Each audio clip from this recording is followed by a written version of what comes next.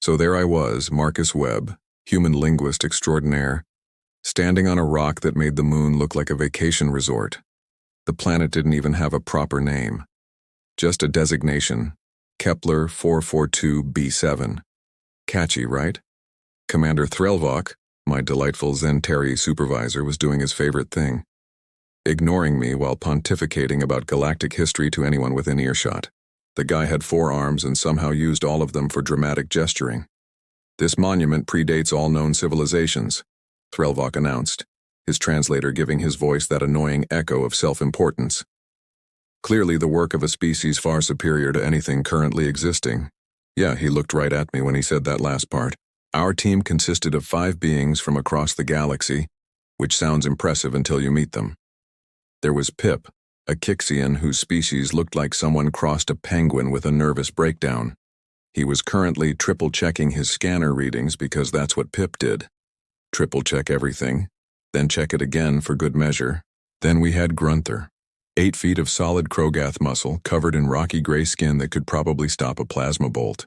He was the gentlest soul you'd ever meet, which meant he was constantly apologizing for existing in the same space as delicate equipment. And me, the human. The species that joined the Galactic Council roughly 30 seconds ago in cosmic terms. We were basically the interns of space civilization. The monument itself? Gorgeous.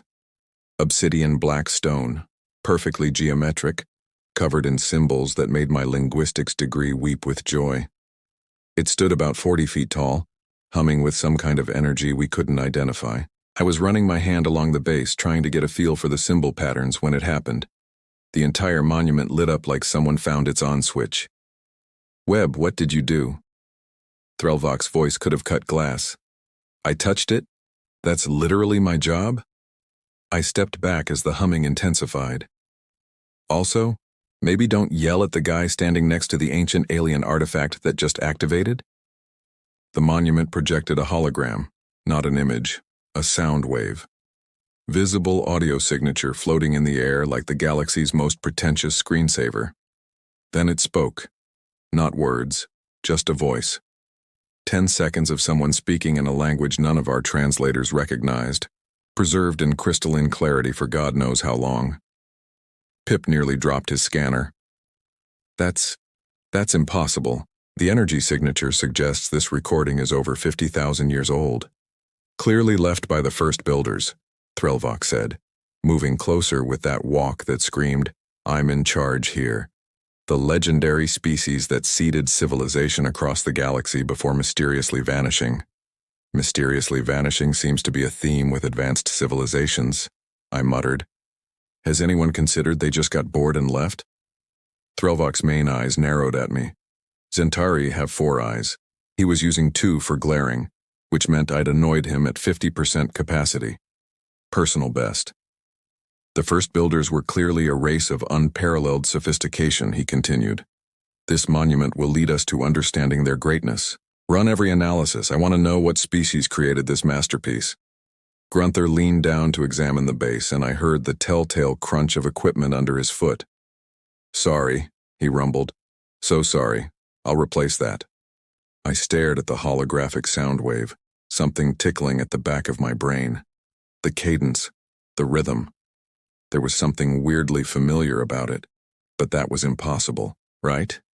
3 days of testing later, and I was pretty sure I'd consumed my body weight in coffee. Well, the alien equivalent.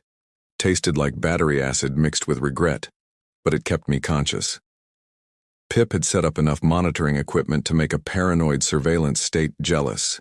Spectrographic analysis, quantum resonance imaging, gravimetric dating, things that probably weren't real words but sounded scientific enough that Threlvok nodded approvingly. "The monument is definitely 50,000 years old," Pip announced during our morning briefing. "Give or take a millennium. The crystalline matrix used to store the audio is unlike anything in current galactic databases." "Obviously," Threlvok said. "The first builders possess technology we can barely comprehend. This voice signature will lead us to their homeworld. Perhaps some remnant of their civilization still exists." I was only half listening. I'd spent the last 72 hours running my own tests on my personal datapad. Quietly, Because the last thing I needed was Threlvok's lecture about humans overreaching their station. The thing was, that voice kept nagging at me. I'd isolated the phonemes, the tonal qualities, the way the speaker formed certain sounds, and I'd started comparing them to linguistic databases from across the galaxy. Nothing matched. Well, almost nothing. We should broadcast the recording galaxy-wide, Threlvok declared. Surely some civilization will recognize the language of their ancient predecessors. Is that wise? Grunther asked softly. The big guy was rewiring a sensor array he'd accidentally sat on. What if the first builders left for a reason? What if something was chasing them? Nonsense. A species that advanced would have no natural predators. I snorted. Yeah, because advanced civilizations never fall. That's why we're standing on an abandoned monument on a dead planet. Because everything went great for these guys. Four Eyes glared at me. Full capacity now. Do you have something to contribute, Webb? Or are you simply here to undermine this expedition with your cynicism? I should have kept my mouth shut, I really should have. But I'd been running on stimulants and spite for 3 days and my filter was broken. I want to run the voice pattern through human linguistic databases. The silence was deafening. Human databases, Threlvok repeated slowly. You believe a recording from 50,000 years ago, predating your species' written history by 45,000 years, might match human language patterns. I'm saying we should check. The first builders were sophisticated beyond measure. Humans barely discovered fire by the time this recording was made. Your ancestors were likely still living in caves, grunting at each other. Actually, anatomically, modern humans existed around that time period, I said. And there's a weird gap in our evolutionary record. We call it the missing millennium. Humans just sort of appeared with advanced cognitive abilities that don't quite match the fossil record. Pip's head tilted. That is unusual. It's coincidence, Threlvok snapped. Fine. Run your little test, Webb. When it comes back negative, perhaps you'll focus on actual scientific methodology. I spent the next 6 hours in my quarters, running every analysis my datapad could handle. Frequency analysis, formant patterns, vowel space measurements, the kind of linguistic deep dive that would make my old professors proud.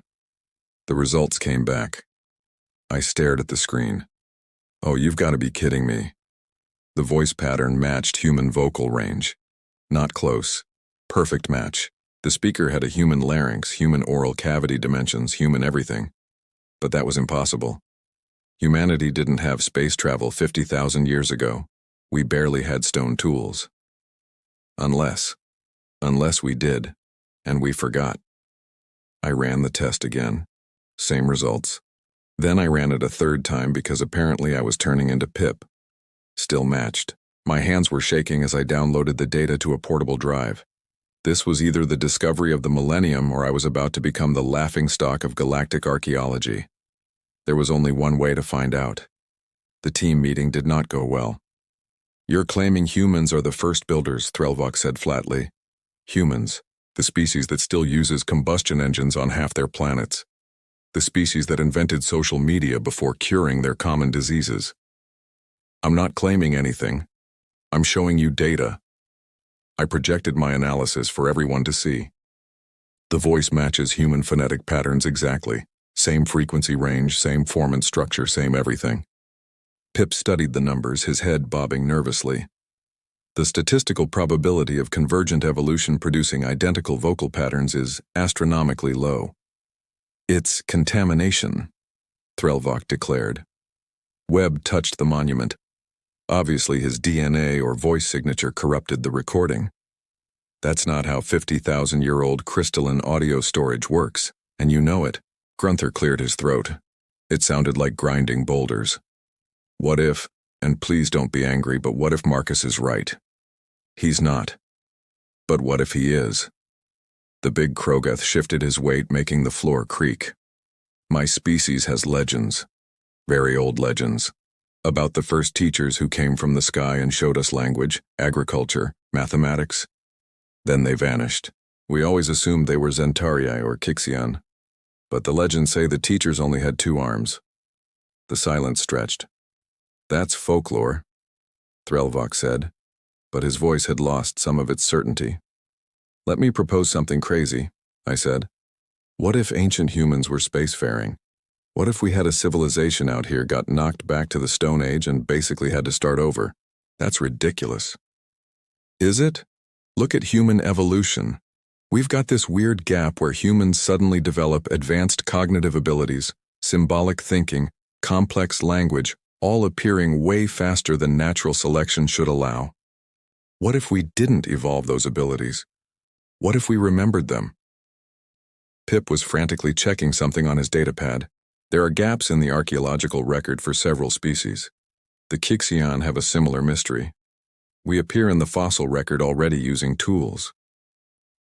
Everyone evolves, Threlvok insisted, but he sounded less sure.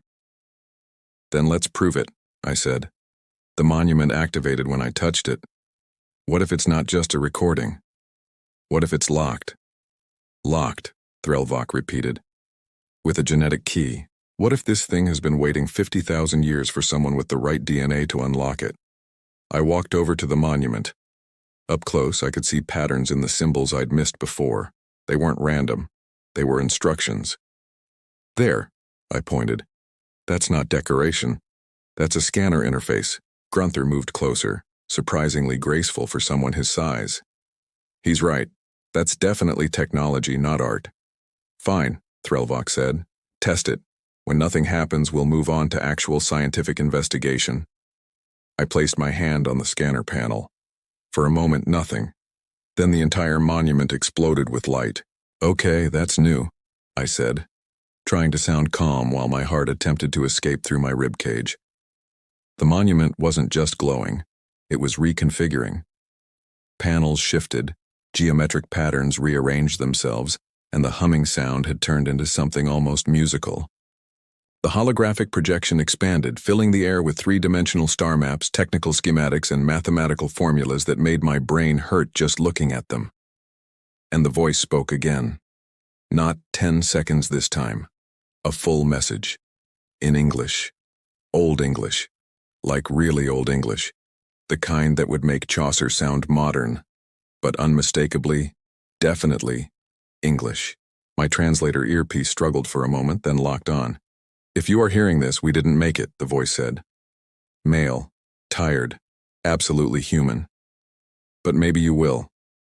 Threlvok's 4 eyes were wider than I'd ever seen them. The hologram showed a planet, Earth, but different. Ancient Earth, with ice sheets covering most of the northern hemisphere. Then it showed ships, actual spacecraft, sleek and advanced, leaving the planet in waves. We fled. The voice continued.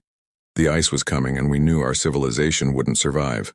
So we scattered, across the galaxy, leaving monuments, leaving knowledge, hoping that someday our descendants would find their way back to the stars.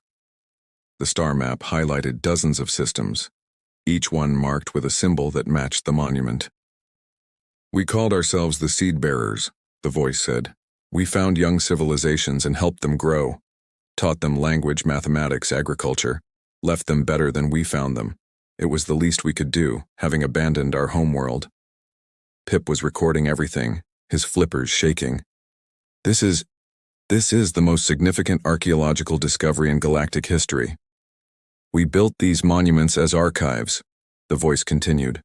Each one contains knowledge, technology, everything we learned in our travels, locked until our descendants were ready. Until humans returned to space. The hologram shifted, showing another image, a warning symbol. But we were running from something. Not the ice, something else. Something we woke up when we started exploring too far, too fast. It destroyed 3 of our colony worlds before we scattered. We don't know if it's still out there. We don't know if it's waiting. The message continued with technical details, coordinates to other monuments, instructions for unlocking the archives they contained. Then one final image, a human face, weathered, old, but smiling. To whoever finds this, you are the children of Earth. You are the inheritors of the Seed Bearers.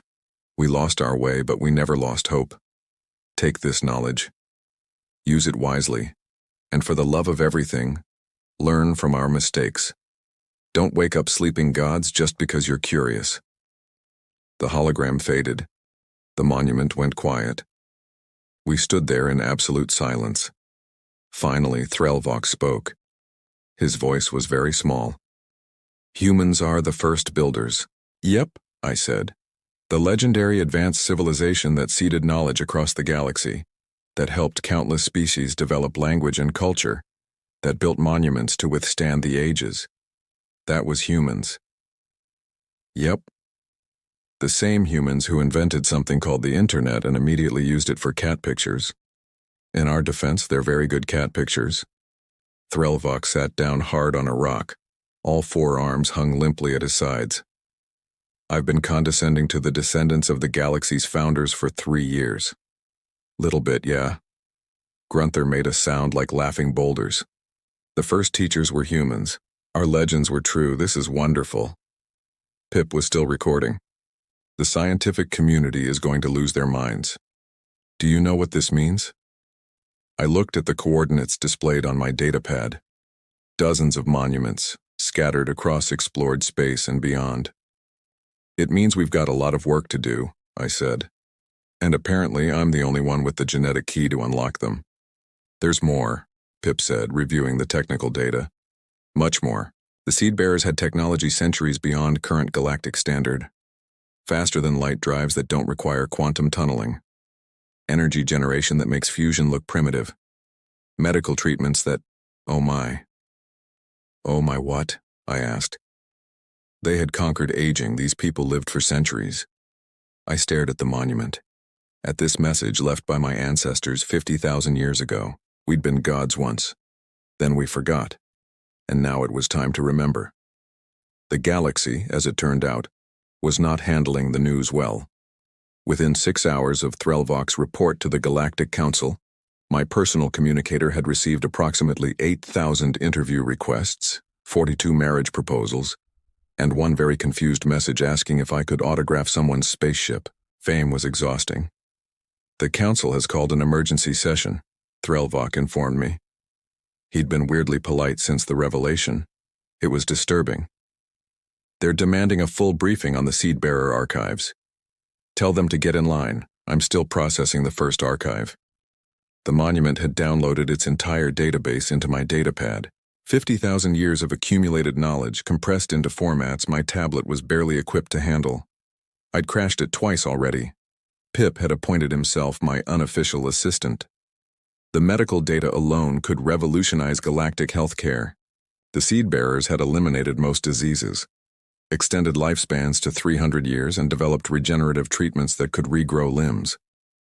Of course we did, I muttered. Because ancient humans couldn't just invent the wheel like normal species. We had to go full science fiction. Grunther sat nearby, carefully examining a holographic schematic. This is beautiful. These engine designs. We could cross the galaxy in weeks instead of months. The question is why we lost all this, I said. We didn't just lose technology. We lost everything. Our entire civilization collapsed so completely that we forgot we ever had one. Pip's eyes dimmed. The warning. Something they were fleeing from. Yeah, that part concerns me. Threlvok paced, which was impressive given he had 2 legs and 4 arms trying to coordinate. The archives mentioned destroyed colony worlds.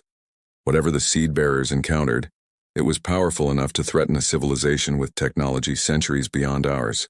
Fantastic. So not only did humans have a galactic empire, we also attracted an apocalyptic threat. Very on brand for our species. My datapad chimed. New data had finished decrypting. Oh, this is interesting, I said, reading. The seed-bearers didn't die out, they survived. But when they fled back to Earth, they'd lost most of their technology. Ships destroyed, manufacturing facilities gone, just scattered survivors with knowledge but no infrastructure to use it. So they devolved, Pip said quietly, back to pre-technological civilization. More like they rebooted. The message says they integrated with existing human populations on Earth, taught them what they could. Agriculture, mathematics, astronomy. That's why human civilization suddenly jumped forward around 10,000 years ago. It wasn't evolution. It was refugees from space teaching their cousins how to farm. Grunther's rocky face showed something like wonder. They seeded civilization on their own homeworld full circle. There's more. I continued reading. The seed bearers left instructions, genetic markers carefully preserved and passed down through specific lineages. They knew eventually humans would return to space. When we did, some of us would carry the genetic keys to unlock these monuments.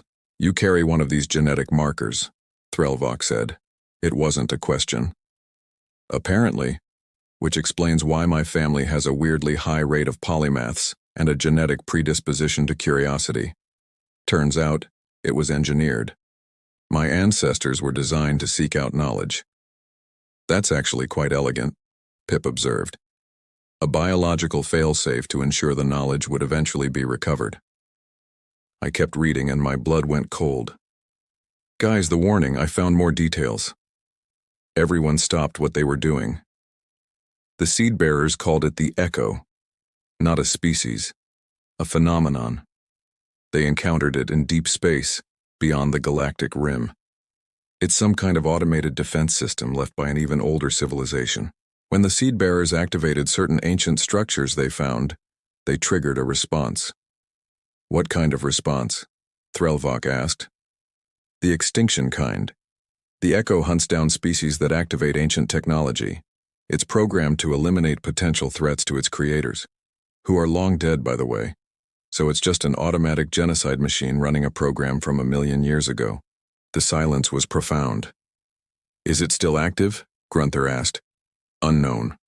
The last recorded encounter was 50,000 years ago. It could be dormant, it could be destroyed, or it could be waiting. I pulled up the star charts showing the locations of the other monuments. The seed bearers left knowledge across the galaxy.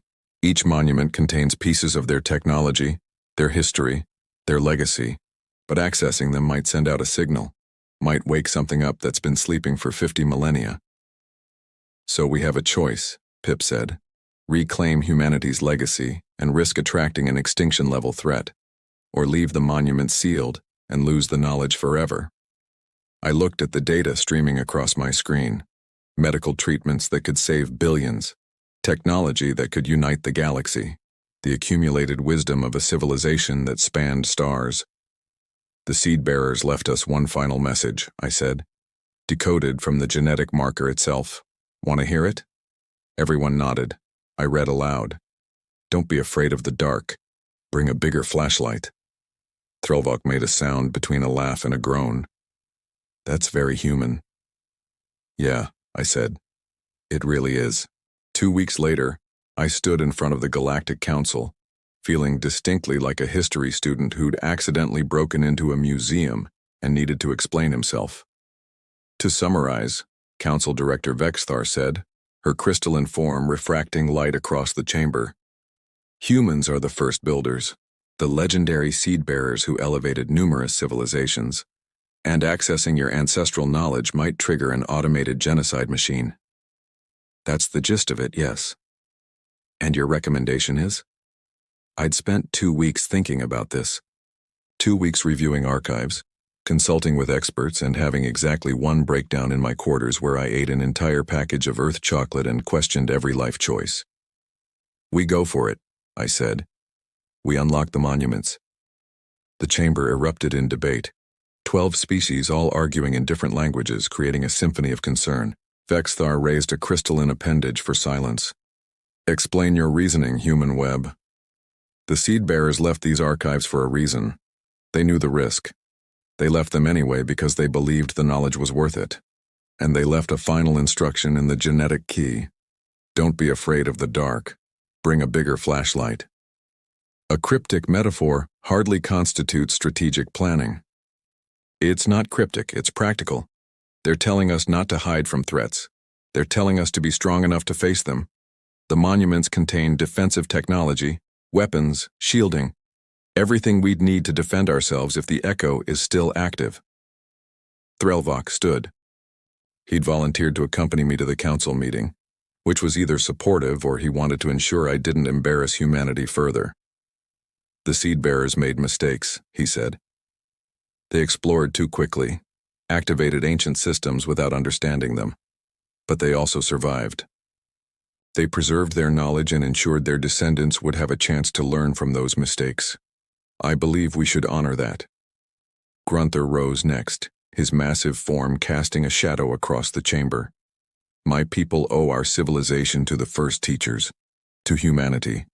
If there is risk in reclaiming their legacy, we will share that risk. One by one, other council members stood. The Kixian representative, the Drexian ambassador, even the usually isolationist Morphians indicated support.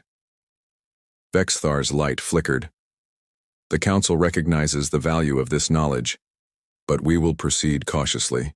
Human Web will lead an expedition to unlock the monuments, but we will establish early warning systems, defense networks, and evacuation protocols. If the echo awakens, we will be ready. Agreed, I said. One more thing, Vexthar added. The archives will be shared freely among all galactic civilizations. No species will monopolize this knowledge. I nodded. The seed-bearers were teachers. Seems appropriate to continue that tradition. 3 months later, I stood on the second monument world. Pip, Grunther, and yes, even Threlvok had joined my team.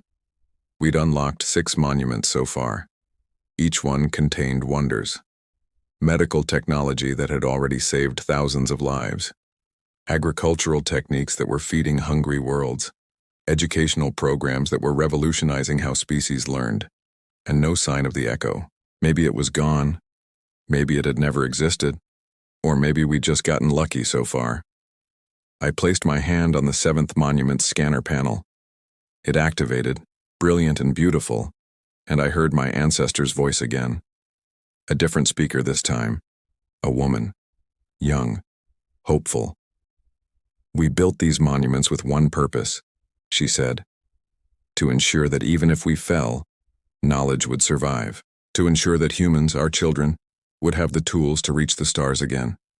We don't know what future you'll find, but we know you'll face it with courage, because that's what humans do. We fall down, we get back up, and we reach for the impossible. The hologram showed new star charts, more monuments, more knowledge. We were explorers, the voice continued, wanderers, dreamers. We made mistakes, but we never stopped trying, never stopped reaching. That's our legacy, not the technology, not the monuments, the refusal to give up. The message ended with coordinates and a simple phrase in ancient English. Ad astra, to the stars. Threlvok stood beside me studying the data. Your ancestors were remarkable. Yeah, they really were. And you're exactly like them. Stubborn. Reckless. Insufferably optimistic in the face of cosmic horror. I'm taking that as a compliment. It is. Grunther rumbled with laughter. What now? I looked at the star charts. 40 more monuments to unlock. A galaxy full of knowledge to reclaim. And somewhere out there may be something waiting in the dark. Now we bring a bigger flashlight, I said, and we keep reaching for the impossible.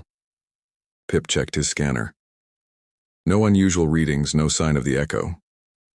Yet, Threlvok added. Yet, I agreed. But when it shows up, if it shows up, we'll be ready. Because that's what humans do. We prepare for the worst and hope for the best. I downloaded the archive from the 7th monument, adding it to the growing database of recovered knowledge.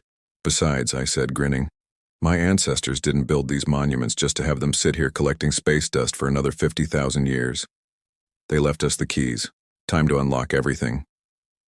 The monument hummed, its task complete, its message delivered. In the end, that's what the seed bearers had really left us.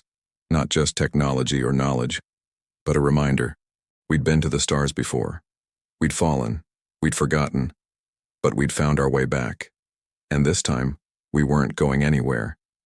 The galaxy had its first builders back, and we'd learned from our mistakes. Mostly. Probably. Okay, we were definitely going to make new mistakes. But we'd face them together. All of us. Every species the seed bearers had helped, standing united. The ancient humans had scattered seeds across the galaxy. Now it was time to see what kind of garden we could grow. Ad Astra. To the stars. And maybe, just maybe, a little bit of humanity. Fuck, yeah.